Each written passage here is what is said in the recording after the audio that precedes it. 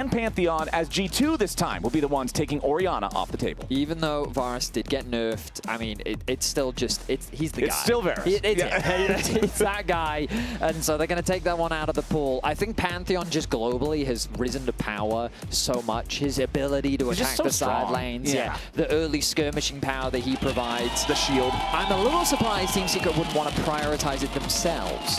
But it seems that they've got something else in mind. It's G2 now that turn their attention to Orianna and Ryze. They're saying, you know what, we don't want to have to deal with these champions. They're very strong. If we can't first pick them, then we don't want anyone to have them. So we're going to be dipping a little deep into the pool. I want to remind everyone at home that Caps is an Anivia enthusiast. And typically he used it as an answer into Ryze.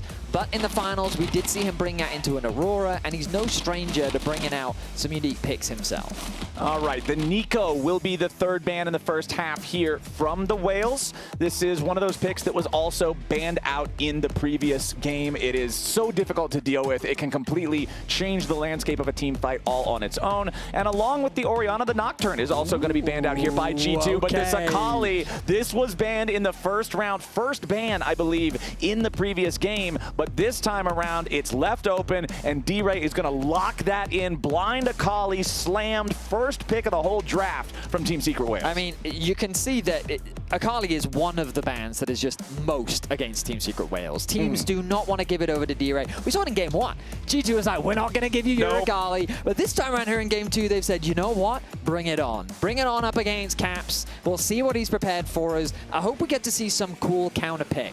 Things like Malzahar can be really miserable for an Akali to play against, the amount of wave clear that you have. But I'd be surprised if Caps chooses to actually bring out a Malzahar of all things. Is he really going to play it safe? Are we going to get something like... We're getting Galio. Well, I mean, Galio's, he's so good against Akali because you just taunt the Shroud, right? I know I would have also liked to see something more spicy, but when you have the counter right there, it's hard not to just pick it. It's understandable. But there is that Nautilus over as well. So two of the champions that we saw banned in Game 1, because remember that AShe immediately suggests Seraphine. Yes. AShe Seraphine seems to be the combo that we've been seeing a lot of so far this year. And so by already locking in a hook champion, I think that you're setting yourself up for success, because into Seraphine, you want something you can engage on quickly. You want the ability to burst her down if you can. And so now they just need to pair it up with a strong AD carry. They do have the Kai'Sa available to them. We know that Eddie is famous for his Kai'Sa. Nautilus Kai'Sa is a very tried and true combo that we've seen multiple times. Not a huge amount of range, though. If they want a little bit more range and a little bit more wombo combo, Misfortune's going to fill that role beautifully. All right, they'll lock the MF there for Eddie. We'll see how well they can weather the storm against what we're expecting to be that AShe Seraphine. I feel like these days when you see AShe locked, like you already said, it means Seraphine is coming. I would be very surprised to see G2 say, nah, we're going to pick something else and let Seraphine get banned in the second half of the draft. But no, we're not going with Seraphine at all. Instead, we're going to switch it up. It's double Freljord bottom lane with the AShe Braum combo. How are we feeling about this one? I mean, it's a lot more defensive. Right now, G2 need to find other ways of actually starting the fight off. But into a champion like Nautilus, Braum is just fantastic, right? He is such good anti-engage. The moment you hook in, you're going to get CC'd. The chain CC from an AShe plus a Braum, it's a scary thing to deal with. Plus, the Unbreakable is so good against bullet time. You can just block everything Misfortune wants to bring to the party. It's the Braum or Yasuo, the two champions that Ornn and Misfortune just hate to have to play against because they just say, no, you can't do the thing that you want to do. So I honestly really like this pivot here from G2 when they see the Misfortune to just instantly slam the Braum and say, no, you get to play against the champion you hate playing against the most. It could be a good and frustrating answer into what Team Secret Whales want to do. But second half of the bans coming through now, as G2 is going to ban out Renekton, targeting one of those most blindable top laners in the game of League of Legends. They'll also take the Trundle off the table, which at least lends me to believe that they want to get something tanky up there in the top side, or potentially in the jungle. They don't want Trundle sapping those stats. Xin Zhao the ban from Team Secret Whales. And Zehen. Both of them. It's the same guy twice. SkewMond is not known for his Sejuani, but a part of me feels like that it could be coming through now. But I'm also trying to think of other things that Trundle could be good into. I mean, with Jarvan already taken out of the table, Aatrox. Okay, that's more of a SkewMond type of champion. So just a little bit more carry potential. I think Aatrox is a little bit slow to start in the jungle, but once he gets going, I mean, what a monster he can be. Again, though, G2 don't have the easiest way of starting fights off. I will say that Akali, looking at this draft right now, it's hard to play, brother. It is a hard Akali. It's not great. I know Akali very well. She's my favorite champion. She's pretty much the only champ that I can play personally in solo queue. Okay. And into Galio, Braum, Aatrox, like, you're not a happy camper. You're really not excited about that. Now, this Olaf, it's top lane. I'm expecting it to be top for Pun. We've known him for playing a couple times. Yeah, we've seen some unique picks come out from him in the top side of the map, and it looks like that they're just going to do it blind into that top side. The question is, are they expecting this Aatrox to go top, or are they quite happy to play the Olaf blind? Because Broken Blade, I mean, he has his own fair share of unique picks, and it looks like he's going to go with the Kled response. Okay, I was really hoping we would get a game like this in this series, knowing that both of these top laners are willing to just pick wacky stuff. Absolutely. We're getting the Olaf into the Kled response from Broken Blade. Both of these champions, they just go in. And if they're doing well in the game, they can go raid boss status and be an absolute terror. If they're doing poorly, it's a food delivery service for an extra 300 gold to whichever carry gets to last hit them. So this could be explosive up there in the top side. I am looking at a lot of pressure onto Hans Sama this game. The same thing I said last game about how I needed to see Labrov hit good Tempered Fates, and I think he did. Hans Sama's going to need some good arrows in this game, because like you said, the G2 engage is not particularly the most explosive. Kled is going to help with exactly. it. But the arrow is still the thing that provides the lockdown. Bear Trap on a rope is not a powerful engage mechanism. Well, for Team Secret, we said that they needed to bring G2 into the mud.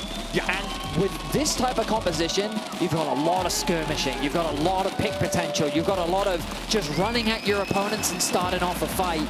And I'm excited to see if they can pull it off. Olaf, NAafiri, Akali, they love 1v1s, 2v2s, 2v3s. They're all about finding those outplays and opportunities for skill expression. The question is, can they do it against G2, who are no strangers to finding outplays themselves? And talking about that NAafiri, I think you can get so much value if you're confident and capable in your timing on call of the pack. You can dodge away from the arrows, you can dodge away from the impact of the heroic entrance from the Galio. There's just a lot of high value things that if you dodge that, now you're in a great spot to run rampant.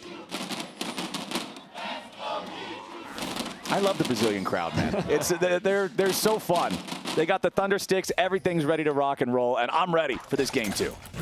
Yeah, and remember last game we talked a little bit about how Team Secret looking to be the successors of CFO, right? Yep. We talked about how for this team it's a lot of kind of responsibility falls on their shoulders. I know I'm about to enter a pun. Yeah, it's a level 1 battle to the death here between the top laners as Broken Blade flashes away and Pun with the undertow flash auto secures the kill, establishes dominance in the 1v1, 1 minute and 10 seconds into the game. Oh, Broken Blade thought that with the Ignite he would have the advantage, and he flashed away thinking that the Ignite would finish off the job.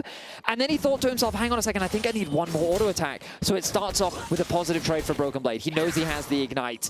He's just hitting away, Pun slowly getting more attack speed, fully stacks the Conqueror, and now things start to go his way. He needs to pick up that axe. He does just that. The Ignite comes down.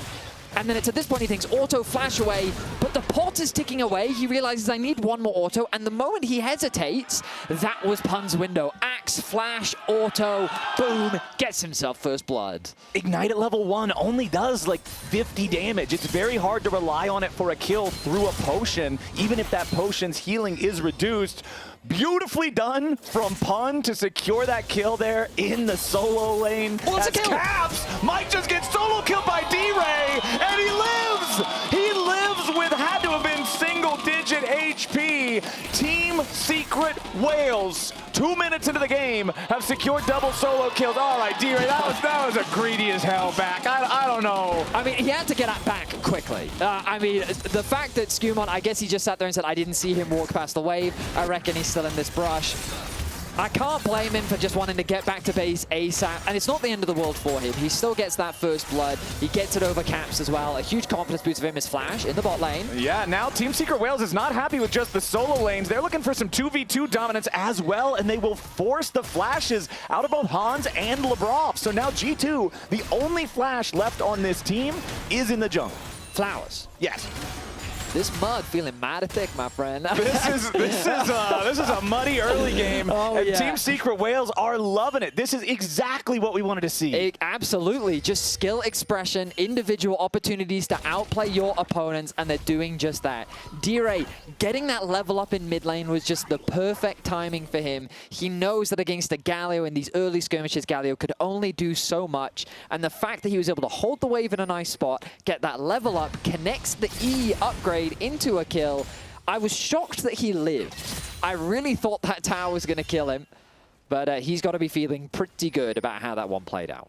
G2 still, though, very close in goal to their opponents. Getting that kill back on D-Ray did help keep things from getting further out of control. Up there in the top lane, looking at the matchup between Pun and Broken Blade, I feel like Kled is one of the most useless champions in the game if he has to play from behind. I know that Azael plays a lot of Kled. He's talked about how difficult it can be to play the champion if you fall behind early. And if Pun can keep up this lane control, this lane dominance, it could be a big problem for G2, who we already discussed do have limited options in terms of how they're going to engage, how they're going to take these fights. Absolutely.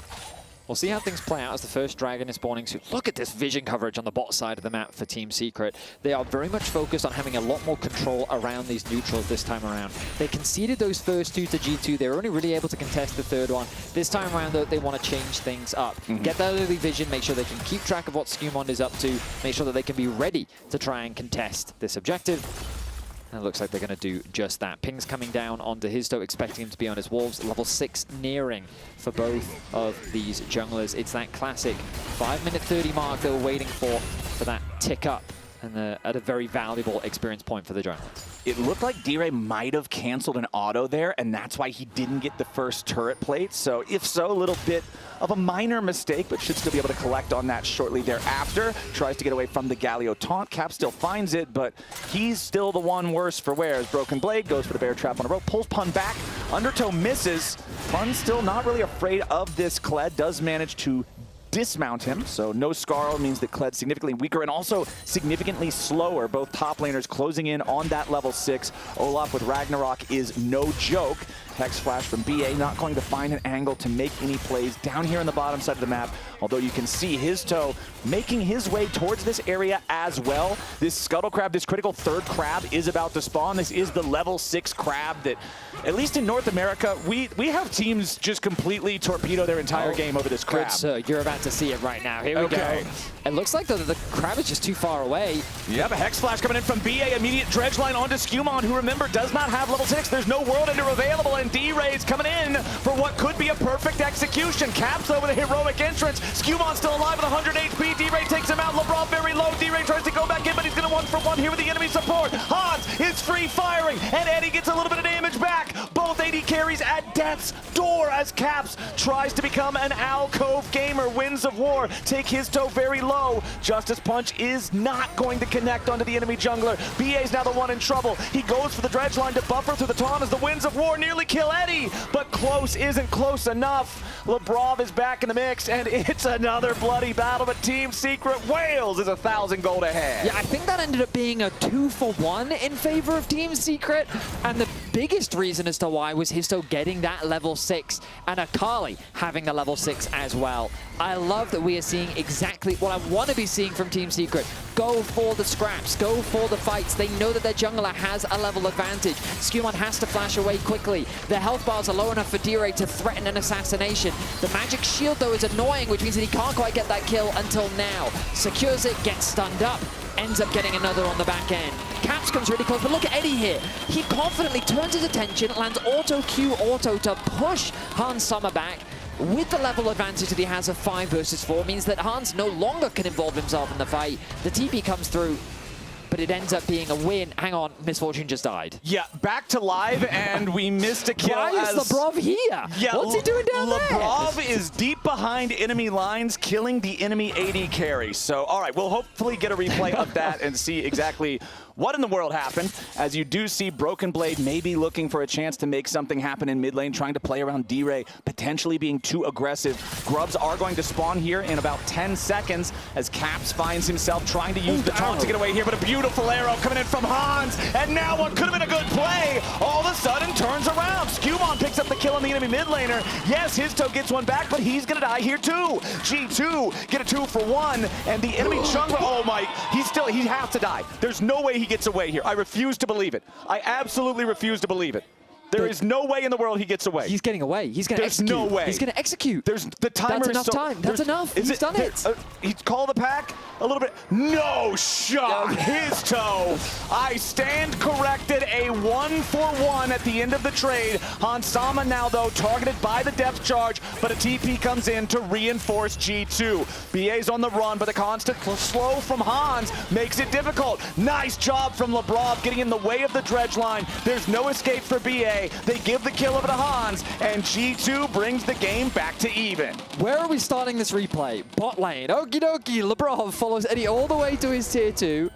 He knows that he's on vision. Oh no, oh, Eddie. Oh no. Anyway, we turn our attention back to mid lane. Caps finds himself in a 1 versus 2. The Kled ultimate. Oh, the arrow from Hans. Perfectly placed. D-Ray does not get a chance to move. At least Hizto is able to get a kill back. And you'd think, oh, well, it's a 1 for 2. But Broken Blade, he's got nothing up. The Fog of War means that his auto attack gets cancelled, and then he doesn't have any skills to find a kill. Yeah, that was crazy, It was embarrassing. Man. It was awkward and embarrassing. We're going to move past that. Okay. As we turn our attention to just turn the page. 900 gold lead in the top lane. A 25 CS lead. Akali, 870 gold. Team Secret Wales have their carries. They have the people that we're looking at to run rampant in this game, and it's going to have to be these solo laners that step up to deliver us a game 3 with a tied score. The two men who got their solo kills before 3 minutes into the game are the ones who have continued to build those leads as the clock marches onward. Meanwhile, for G2, Hans has become the hero of the day here in this second game. 2-0-1 on the AShe, the clutch arrow to save the play in the mid lane. As now, G2 might have found their mark on the enemy bottom lane. D-Ray escaping some pressure in the mid lane at the same time, dropping the smoke to get away from Broken Blade and Caps, as they will now also head towards the bottom side of the map. Eddie and BA in some trouble. Eddie's your first target. Obviously, Misfortune's already down, and BA should be easy pickings afterwards. G2, they sent the whole crew, and they got what they came for. 2 kills for nothing. They'll take the gold lead. I'm going to be honest. Broken Blade very much a spectator, as Pun is just getting more gold in the top lane. But G2, I think, executing upon their plan nicely. Abandon mid, focus on bot lane, and just put Eddie behind. A very clean dive. Labrov, once the jungle arrives, throws the ultimate out, and the Galio ult is quick to follow. Labrov is going to be the one tanking that tanking the tower. I think so anyway. Does it end up swapping? Oh, it swaps over to SkewMond. My apologies. I thought that initially that ulti from Labrov would get that. Now D-Ray, a little bit low. Good job sidestepping the winner's bite there. Yeah, testing the It's always funny when Akalis do that. Yep. All right, top side. Broken Blade in a bit of danger here. Look at the farm. That really tells the whole story of the top lane, how it just went to hell in a handbasket straight from level 1. Pun, 102 CS to only the 62 of Broken Blade, as now Pun will go ahead, continue his retreat. He is almost completely out of mana here on the Olaf, does not want to risk any sort of a fight, and that's the right read because SkewMond is lurking. Yeah, I mean, when you're in a lane matchup like this, sometimes the best play is to just leave, get out, try and see if you can do stuff elsewhere on the Rift. Broken Blade playing with fire. Punk's man is a little low. Yeah, but here's the Hound's pursuit. They look to burst down Broken Blade, but he remounts. Hizto needs more damage, and he cannot find it. Has to flash away from the third strike of the Darkened Blade. SkewMond there to reinforce his top laner and guarantee that Broken Blade doesn't fall further behind. Yeah, BB, he likes to ride his bicycle, and he will remount at every opportunity. Gets back out of there, cycles his way to safety, especially with the help of SkewMond.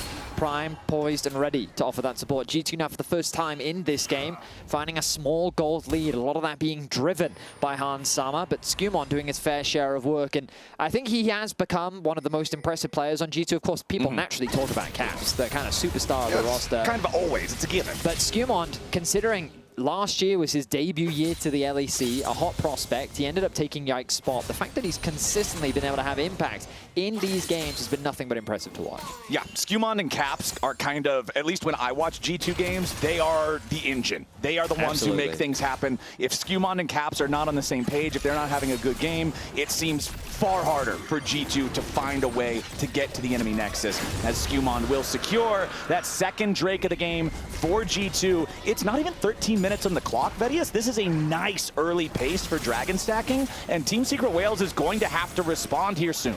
I mean, we saw that early vision control from Team Secret. We saw that their game plan was to be ready to contest these objectives, but they've kind of been dragged into fights that have, as time has gone on, not really gone their way. Obviously, the early skirmishes very much in their favor, but that bot dive really swung the momentum.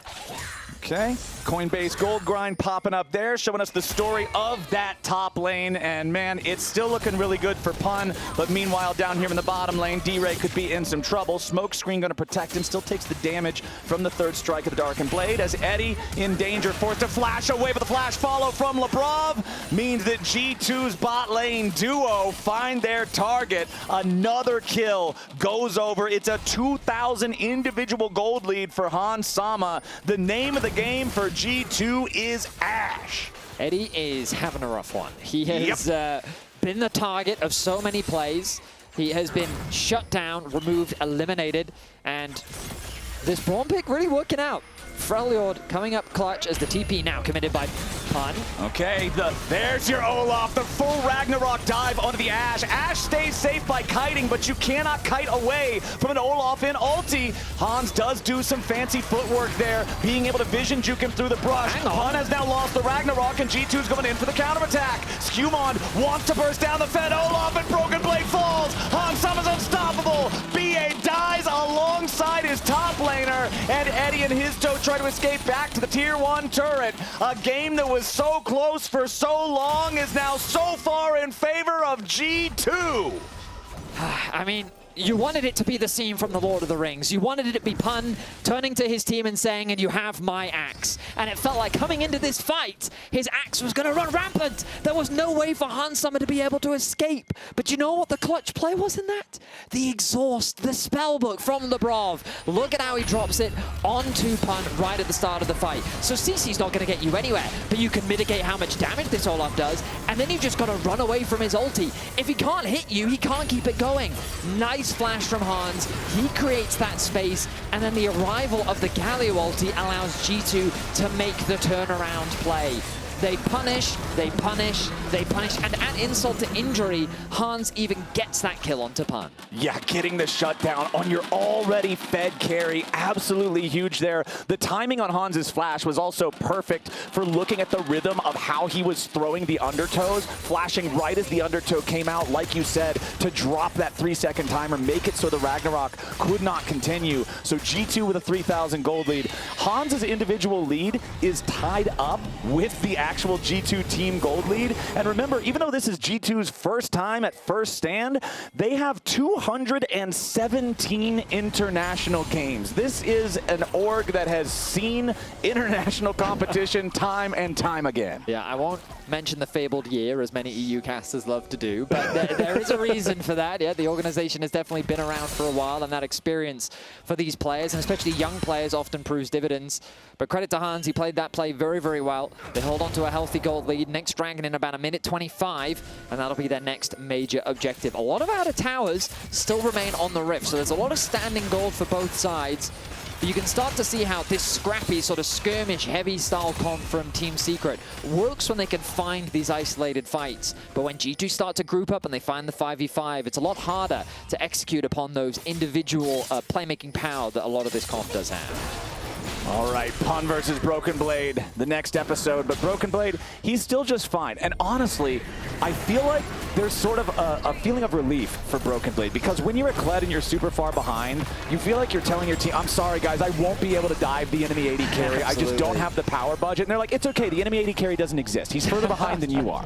So you're kind of just okay with it, right? As long as you don't continue chain dying or something. And honestly, Broken Blade has still only died the one time. The biggest thing is he's 0-1-0, so he hasn't been able to participate in any of the kills either. But now they might be able to change that as they immediately find the counterpunch onto Pun. Broken Blade stays alive for now, tries to escape from Hizto, but the NAafiri makes it a 1-for-1 trade. Problem is, SkewMond's way stronger in this 1v1 afterwards. The arrow flies through. Hizto sidesteps it, gets away for now, does stay alive. Second cast of the Hound's Pursuit, and he wants to re-enter the fight.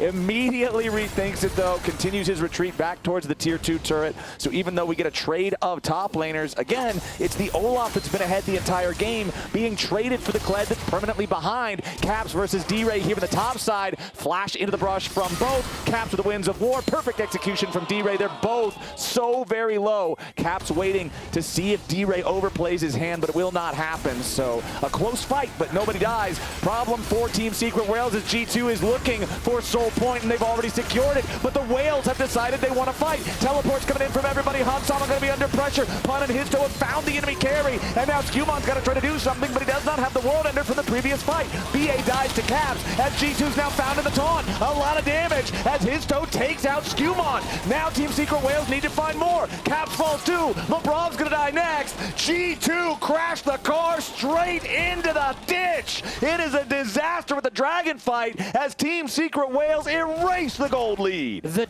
double teleport commitment from Team Secret allows them to come in from multiple flanks and pick apart G2. Broken Blade has found Hizto. He's going to chase him over the wall. Okay, but it's a 1-2-1 Kled. He just doesn't have the ammo to take him down. My goodness, Team Secret, they fight back. They do lose the Dragon. That is going to hurt them later, but for now, they find a good fight. And Hans, remember, he's got no flash. The ulti connects. He's forced to use the barrier early, but here comes Pun and Hizto. Such an easy pick. The Kled does arrive, but the fight is already scattered. Look at how G2's clumped into this little ball, whereas Team Secret have so many angles with which they can attack from. Eddie's able to survive, the skirmish is going their way, and they pick apart G2 piece by piece. Team Secret with a massive team fight win. Absolutely huge, but I do like that you mentioned the Dragon going over to G2. That is going to mean a lot as we go forward. One more Dragon means Hextech Soul for the European team. He's dead. Which is a massive power spike. Broken Blade, though, with a remount. And that's the danger of Kled. He can bait you into very, very dishonest situations with that remount. As you can see, our lane economy snapshot here showing the top side of the map is all Team Secret Whales, but the bottom side is still G2. Broken Blade wants his kill onto Pun. Bear trap on a rope, and he's caught himself a Viking.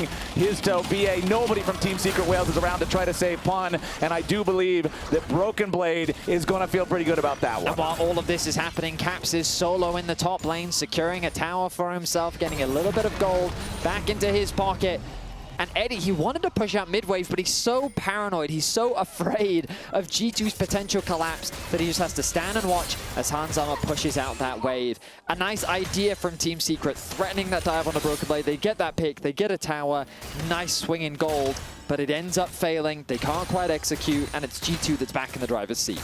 G2 back up to nearly a 2,000 gold lead. 2.5 minutes on the clock until that Hex Soul spawns. Death's Dance purchased now for SkewMond, second item fully completed. It's such a synergistic item with the Aatrox kit. Since you're a drain tank to begin with, it makes it much more difficult to burst him down and kill him, especially when you look at the enemy team and the most fed player is an Olaf. This Aatrox will be a monster, and I feel like the one fight that we really saw Team Secret Whales find big victory in was because they were managing to get Pun and Hizto on top of Hans as soon as the fight began, and I think it's going to be much harder to do that against G2 in the future. Well, as long as they can find these nice TP flank wards, they'll definitely have opportunities, but also the time Hansama outplayed Pun was because he had Flash Up, he also had Exhaust on his support. Yeah. If those two things don't exist, I'm telling you right now, Pun is not going to be perturbed by anything that you have in your way. He does not care about your CC. But Hizto, it will steal away.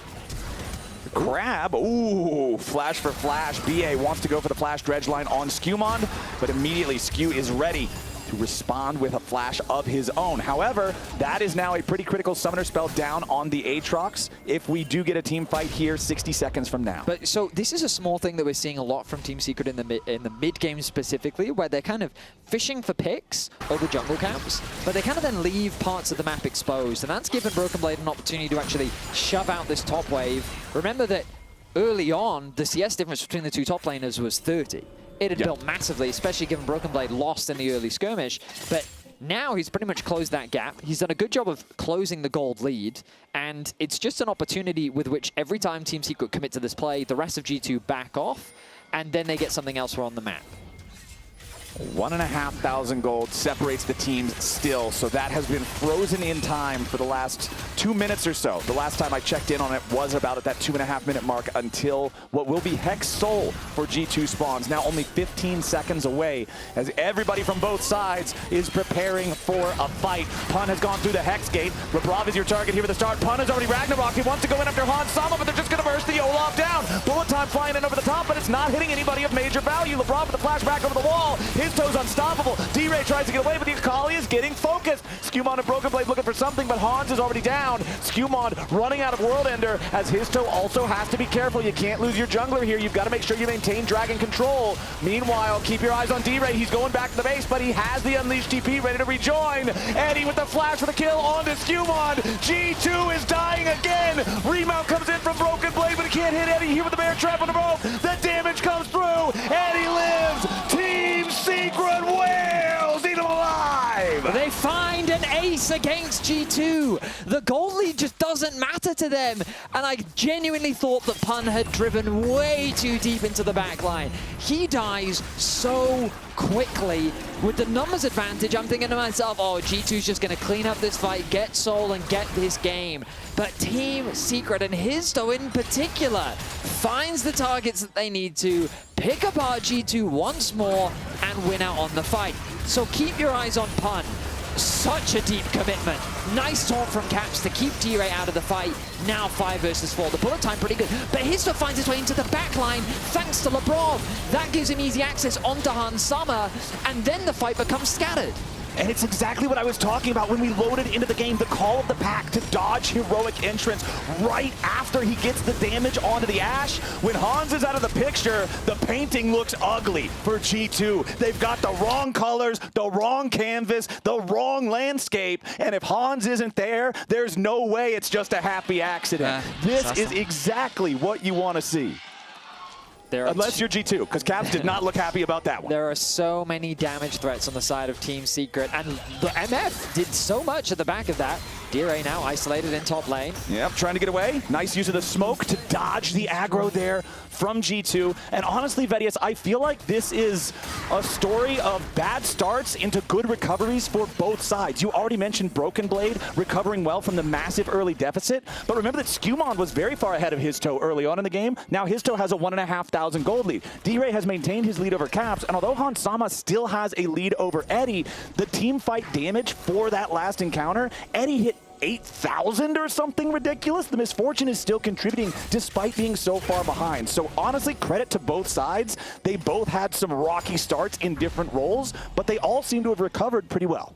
I mean, I'm going to be completely honest with you, Flowers. How does AShe live in this game? Like, it just feels so damn hard. It's pretty tough. When I saw this comp initially, I felt like Team Secret had this very scrappy-orientated comp that wanted more skirmishes. But when the fights play out, their whole goal is just full send it onto Hans. And as you highlighted, if they take Hans out, so much of the damage portfolio just disappears. There are so many damage threats. Eddie was so far behind. He's now in a much better spot. Both AD carries, same itemization. The Infinity Edge, Hans was like a couple hundred. He may have even had the gold for it, but he couldn't base because the Dragon was about to start. But now both ADs find themselves on very similar itemization. So Team Secret in a much better spot, with a very solid lead. They still have to be cautious about those dragons. Soul is still only one objective away for G2 to pick up. And if they can get that, I mean, these team fights could look very different. But we'll see as they hold on to control for now. And it's what I talked about earlier with SkewMond and Caps being the engine of G2, right? You look at Caps, 1, 4, and 8 here on the Galio. It's also, you know, a very tanky Galio build. You've got the Hallowed Radiance. Hold on, we don't have time to talk about Caps anymore because immediately BA and Hizto are looking for an opportunity. Labrov takes a little bit of damage, but you don't want to full commit onto a Braum of all things. So they do force the retreat out of G2, as now it's control over the topside river for Team Secret Whales. Remember, there's no Drake for the next 2 minutes, so all the focus should be around this barren area. The biggest thing is just XP. Team Secret lead the charge in that department as they have level 16 on Pun, level 15 on D-Ray. And getting those extra levels in your ultis can be so valuable ahead of any fight. I imagine that Team Secret will continue to hold this level lead once the next dragon spawns. A quick base coming through from D-Ray. Very curious as to what he's going to pick up. Just sitting on that needlessly large rod could go in many different directions. Okay, he's working towards Death Cap Flowers. That's what he is. Yep. He said, I just need more AP because I'm a kill Hans. That's he wants that burst. As long as Hans Sama cannot breathe in the fights, as long as that AShe is under pressure, you're going to have a good time. As you can see, we've got the exhaust prepared by Labrov on the Braum, so they're looking to try to stop this dive onto Hans Sama. But again, exhaust is a single target ability. That it is. Let's count. Vedius, 1 for the Olaf, yep. 2 for the NAafiri, who just hit level 16, 3 for the Akali, that are all going to only be going for you. The exhaust placement is tough. Absolutely it is. And I'm telling you right now, exhausting an Akali doesn't do you a huge amount. Because if the moment she gets exhausted, she presses W and she just waits. Yeah, just sit there. All right, sure, time out. I'll take a breather, and then when it runs out, sure, I'll then come after you. We'll see how things play out, because you can really feel, I think for the first time in this series, G2 really feeling that pressure. Team Secret's top side looking dominant. D-Ray now, level 16. Dragon, 13 seconds away. The timing couldn't be better for him. Level 3 ultis across the board of that top side for Team Secret. If he could get the death cap before the fight, he would be even happier, but I think he's a ways away from it. There's a bit of a skirmish is happening. Yeah, top side, we've got a 1v1 between our mid laners, and Caps is winning it handedly. D-Ray down to about a quarter HP. Now Pun's got to be careful to not get caught by anything else. Enchanted Crystal Arrow misses, goes right through the uprights there, aiming for anybody on Team Secret Wales. As now the 4v4 really starts to break out. TP coming in from both mid laners. Bullet time getting a ton of value though from Eddie. As Pun has to try to get away. Labrov is almost dead, and so is Broken Blade. D-Ray makes his way into the fight as Hizto jumps back over the wall at the chicken pit. See Darkened Daggers flying out from Hizto as the re-engage comes through from Broken Blade. Caps gets the kill there with the taunt as D-Ray jumps into the fight, hiding in the smoke now with a heroic entrance. Very much on the edge is D-Ray as G2 tries to get away. Perfect execution going for the kills as Eddie's already found one. SkewMond dies, double kill back over to Misfortune. It's a bloodbath here in this 5v5 battle. It's 2 dead on either side. I'm genuinely shocked that Team Secret was able to make that fight work, because the start of the fight looked horrendous, but Pun was able to get back to base, TP back into the fight with full HP, has the shield on top of it, and they turn it in for a 2-for-2. And I feel like G2 did exactly what I did in that fight, and their eyes were glued to D-Ray, because all I could focus on was, is this Akali about to kill Hans Sama? Because, and D-Ray did it perfectly. It didn't matter if he succeeded or not, but the pressure, the threat that he was able to put over onto Hans and the rest of G2 meant the rest of Team Secret was free to do whatever they wanted. So we look at the start of this fight. Pun gets absolutely melted. A hook onto one of the worst targets. A nice use of the wall from Labrov. You think that this Olaf is out of the fight. Labrov doesn't fall. Hizto's committed very deep. D-Ray's lost half of his HP. This looks like a great start because Hans Sama is full health. But the TP then comes back through from Pun. He rejoins. Oh, we're back in the action. Yeah, we're already back into the fight as Labrov's in the middle of everybody. Loses half HP. D-Ray on the flank looking for an opportunity. Hizto call the pack, dodging away from some of the CC. But now they're bursting down SkewMond. Aatrox is already out of the picture, but it's a 1-for-1 as D-Ray dies. Hans Sama taking a kill, but Hizto finishes off Labrov. Broken Blade is targeted, flashes away, staying alive for now with a bullet time up the top. Nearly kills him. Hans Sama trying to escape as Caps kills Pun. Hizto wants a little bit more, but G2 is kiting. Another even battle, 2-for-2. Both these teams have entered the arena and they both leave bloodied and battered. A 2-for-2, 18 kills to 19. This is the type of game that Team Secret were looking for, and they are thriving right now. They do not convert it into a Baron. That is the single saving grace for G2. But Hans Sama, this must be so stressful for him in these fights. As we look back at the start, a hook connects onto Labrov. The damage looks good from Team Secret. Pun is just ripping G2 to shreds. Hans is terrified to approach.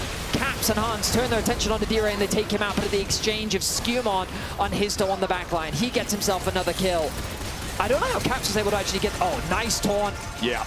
Able to just... Oh, wow. Okay, the Winds of War. The Baron now started. Here we go. We're already back, and G2 has the Baron down to half HP. Team Secret Whale trying to stop it. Baron getting burned very low. It's secured by Broken Blade of all people, as now a beautiful arrow connects onto BA, but into the back line. Keep your eyes on D-Ray. Hizto tries to jump in. Call the pack keeps him alive for now. He tries to get away, but he's down. D-Ray dies too. G2 get the Baron, and 2 incredible picks. Now it'll be 3. A double kill for SkewMond. And it's now a 5v2. This game balanced on a razor's edge. And it's G2 that find the winning cut. For the entirety of this game, it was Team Secret that was faster at pulling off the fight. G2 felt like they were always on the back foot, but G2 were the ones deciding to start off that Baron. They successfully protect their AD carry, they secure the Baron, they secure the fight, and they may be looking to end the game. The Samurai find the lethal strike, and Team Secret Wales are now left bleeding. The Nexus turrets out of the picture, the Nexus exposed. Eddie just trying to get back to the safety of the fountain, but it will not matter. G2 go up 2-0. Team Secret came so close so many times. Such a valiant effort with so many fights going their way. But that Baron, I mean, we didn't even get a proper chance to see how that one played out just because of how quickly G2 kicked that one off. It was a tale of two sides of the map, with the solo lanes doing so well early on for Team Secret Wales. It was the bottom lane for G2 that was making so much happen. My player of the game has got to go to Han Sama for this one. Clutch arrows, good positioning, ton of DPS. Lounge, what are your thoughts? Completely agree, actually.